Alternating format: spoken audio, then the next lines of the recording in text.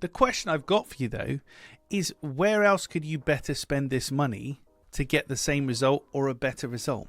Where else could you better spend the money?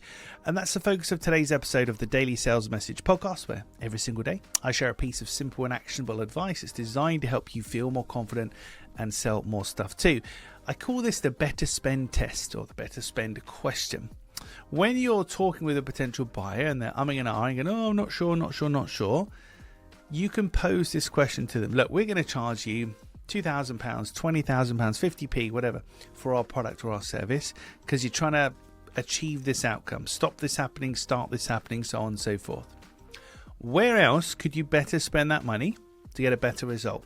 Where else could you spend the same amount of money, get a better result, or less money, get a better result? If you don't have an answer, well, the decision kind of makes itself, doesn't it? So where else could you better spend the money is a really interesting question to ask your buyer, because chances are they may never have even considered it. If you've done your homework and you can say, well, we charge $2,000. If you spent $3,000, you give these people, you wouldn't even get everything you needed, blah, blah, blah. And sure, you could spend $1,000 and get this, but they don't do this and they don't do that. So that's probably not the best choice for you. But where could you better spend this money? Helps your buyer. It kind of induces that decision made for you kind of feeling where you're like, oh, okay, well, this is like the obvious choice now. So I'm not making it. I'm kind of abdicated of responsibility because I can justify my decision making. And that helps to improve conversion and get people buying from you. And also the fact that hopefully you are the best place for them to spend the money to get the result they're looking for. That's the name of the game in business. Right, that's it for this episode. Thank you for listening or watching all the way to the end.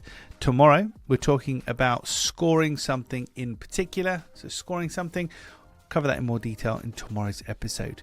That's it for this one.